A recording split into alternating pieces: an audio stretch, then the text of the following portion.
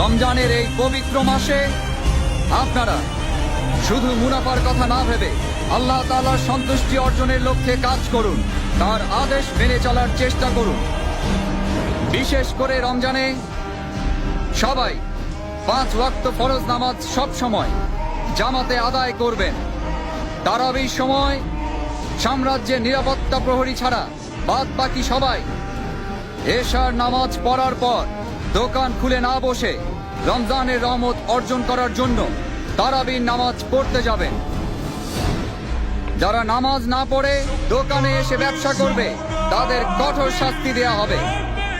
প্রত্যেক মুসলমান ব্যক্তির নামাজ ও রোজা পালন করা সবচেয়ে বড় দায়িত্ব। এই পবিত্র মাসে 5 ওয়াক্ত নামাজ জামাতে পড়ার জন্য আপনারা সবাই মসজিদে যাবেন। বায়াজিদ মসজিদের ময়দানে ইবাদত করতে আসা মহিলাদের আশেপাশে ঘোরাঘুরি করলে বা কোনো ক্ষতি করলে অথবা কোনো বেয়াদবি করলে কঠিন শাস্তি পেতে হবে। মহিলারা নামাজ পড়ার জন্য এবং ওয়াজ শুনতে যথাসময়ে উপস্থিত হবেন। নামাজের সময় ব্যতীত মসজিদ প্রাঙ্গণে মহিলাদের আনাগোনা একেবারে নিষিদ্ধ করা হলো। মুসলিম এবং অমুসলিম কেউই দিনের বেলা জনসম্মুখে কোন রকম খাদ্য গ্রহণ করবেন না, পানি পান করবেন না। রাতের বেলা বিনা প্রয়োজনে ঘোরাঘুরি করা একেবারে নিষেধ।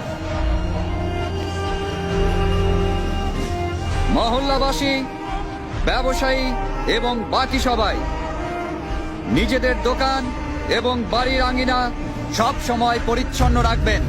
নিজের আশেপাশের পরিবেশ পরিচ্ছন্ন রাখার পাশাপাশি নিজেরাও পরিষ্কার পরিচ্ছন্ন থাকবেন। কাউকে বিরক্ত করা অথবা একে অন্যের ক্ষতি করা থেকে সবাই বিরত থাকবেন। যদি কেউ মহান আল্লাহ তাআলার আদেশ বিরোধী কাজ করেন, বাদশার জারিকৃত ফরমানের সত্ত্বেও কোনো অবৈধ কাজ করেন, তাকে যথোচিত শাস্তি দেয়া হবে।